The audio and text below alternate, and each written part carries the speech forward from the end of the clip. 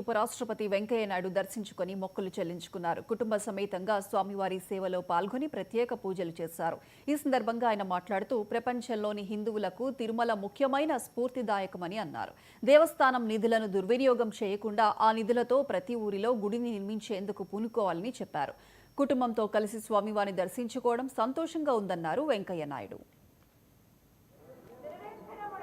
కుటుంబ సమేతంగా శ్రీమతి ఉషమ్మ, కుమారుడు, కోడలు, కూతురు, మనవడు, మనవరాళ్ళు అందరం కలిసి భగవద్ దర్శనం చేసుకోవడం చాలా సంతోషాన్ని ఇస్తుంది.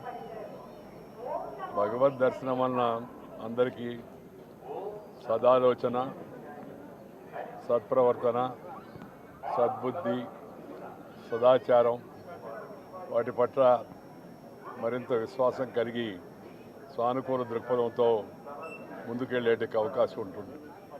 అందువల్ల జీవితంలో ప్రతి ఒక్కరికి ఆధ్యాత్మిక చింతన చాలా అవసరం. మన హిందూ ధర్మం ప్రకారం మనం దైవభక్తి కలిగి ఉండడంతో పాటు సమాజ భక్తి, సేవ, అనురక్తి కూడా కలిగి ఉండాల్సిన అవసరం ఎంతో ఉంది.